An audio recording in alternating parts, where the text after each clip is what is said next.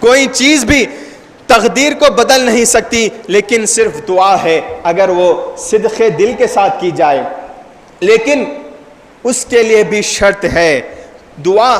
Destiny کو جو بدل رہی ہے وہ کب بدلتی ہے، اس کے لیے ایک واقعہ آپ کے سامنے پیش کرتا چلوں۔ یہ اولو العزم نبی حضرت سیدنا موسیٰ کلیم اللہ علیہ السلام کا ہے۔ ایک دفعہ حضرت موسیٰ کلیم اللہ علیہ السلام کہیں پر تشریف فرما ہے تو ایک عورت آتی ہے اور آپ سے درخواست کرتی ہے، آپ سے التجا کرتی ہے، آپ سے ریکویسٹ کرتی ہے کہ اے موسیٰ، میں بہت مشکل میں ہوں اور میری عمر بہت بڑھتے جا رہی ہے، میں بڑھاپے کی طرف تیزی کے ساتھ بڑھ رہی ہوں، لیکن میری کوئی اولاد نہیں ہے۔ آپ کلیم اللہ ہے، اللہ سے کلام کرنے والے ہیں، آپ میری التجا کو، میری یہ ریکویسٹ کو، میری یہ دعا کو اللہ سبحانہ و تعالیٰ کے سامنے رکھے اور یہ دعا کرے کہ اللہ سبحانہ و تعالیٰ مجھے اولاد سے سرفراز کرے۔ حضرت موسیٰ کلیم اللہ علیہ السلام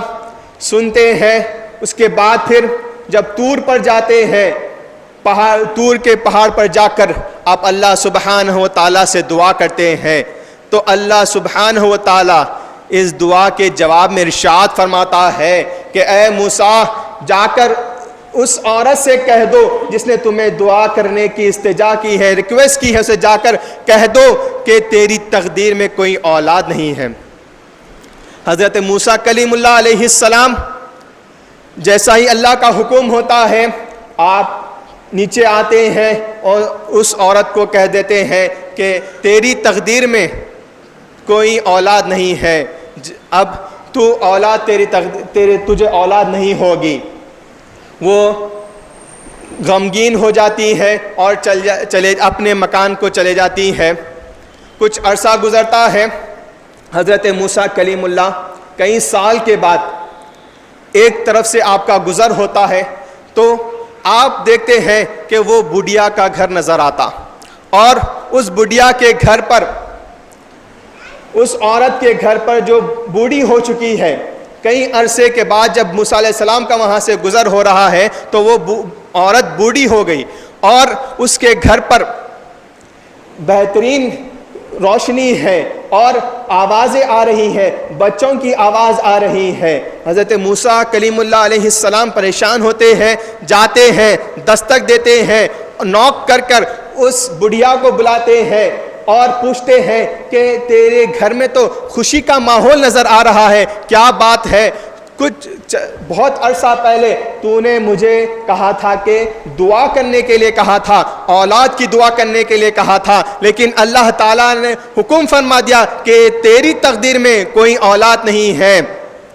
لیکن بچوں کی آواز آ رہی ہے۔ تو وہ بڑھیا کہتی ہے کہ اے موسیٰ، واقعہ یہ ہے کہ کچھ عرصہ پہلے جب میں یہاں پر ایک نورانی شخص آئے تھے،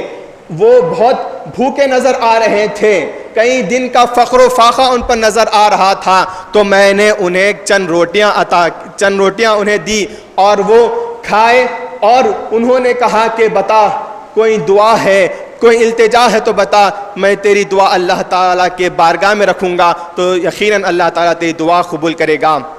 حالانکہ میں نامراد ہو گئی تھی، اللہ کا حکم آنے کے باوجود بھی میں نے اس شخص سے، اس نورانی چہرے والے سے کہا کہ مجھے اولاد نہیں ہے، آپ اولاد کے لیے دعا کریے کہ اللہ سبحانہ و تعالیٰ مجھے اولاد عطا کر دے۔ تو وہ شخص دعا کرتے ہوئے چلے گئے اور اس کے باعث اس کے صلے میں اللہ سبحانہ و تعالیٰ نے مجھے اولاد سے سرفراز فرما دیا۔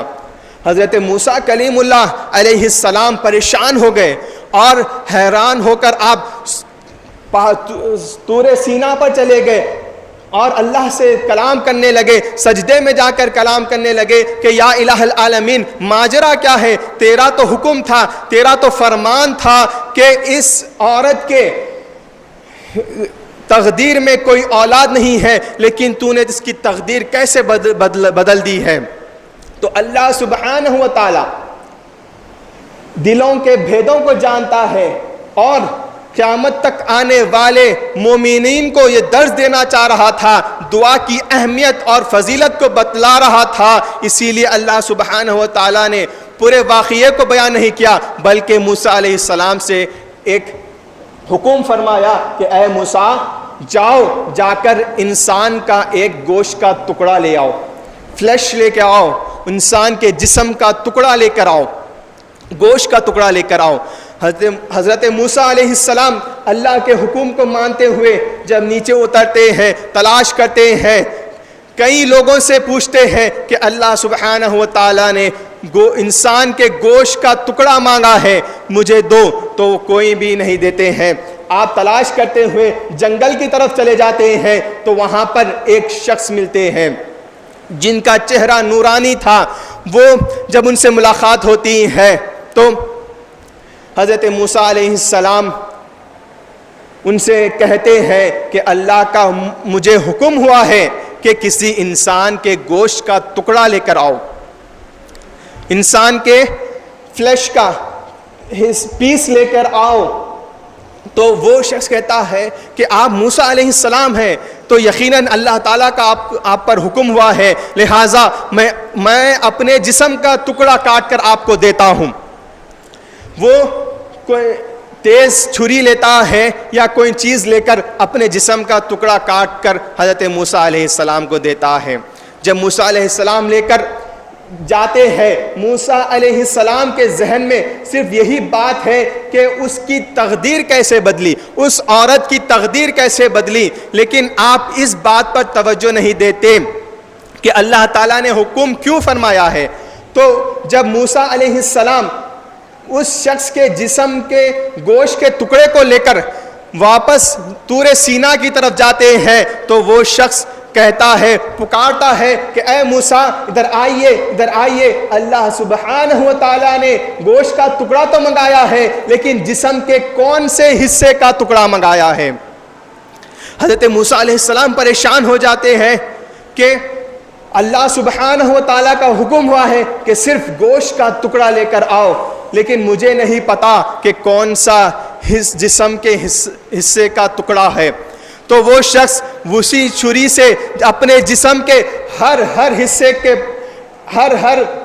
پارٹ کا ایک پیس نکال کر موسیٰ علیہ السلام کو دیتا ہے کہ جاؤ یہ اللہ تعالیٰ کی بارگاہ میں آپ اسے پیش کریے۔ جب موسیٰ علیہ السلام جب لے کر جاتے ہیں اور اللہ سبحانہ و تعالیٰ کے سامنے یہ عجیب واقعہ پیش کرتے ہیں، عشق کی بلندیوں کا یہ واقعہ جب اللہ سبحانہ و تعالیٰ کی بارگاہ میں رکھتے ہیں کہ ایک تیرا عاشق بندہ، ایک تیرا محبوب ترین بندہ، جب اس کے سامنے یہ کہا گیا کہ اللہ کا حکم ہوا ہے کہ اپنے جسم کا ایک ٹکڑا اللہ کی راہ میں دو، تو اس نے اپنے جسم کے کئی ٹکڑے آپ کی راہ میں قربان کیے ہیں۔ تو اللہ سبحانہ و تعالیٰ ارشاد فرماتا ہے کہ اے موسیٰ یہی وہ شخص ہے جس نے اس بڑھیا کے لیے دعا کی تھی، تو بتاؤ جب میرے ایک ٹکڑے مانگنے پر وہ اس نے مجھے اتنے ٹکڑے دیے ہیں تو اس کی ایک دعا پر میں اس بڑھیا کی تقدیر کیوں نہ بدل دوں۔ تو دعا تقدیر کو بدل دیتی ہے، لیکن لازم یہ ہے کہ اللہ تعالیٰ کی اطاعت اور فرما برداری کی جائے۔ جب اللہ تعالیٰ کی اطاعت اور فرما برداری کی جاتی ہے تو یقیناً اللہ سبحانہ و تعالیٰ ہر دعا کو قبول فرماتا ہے۔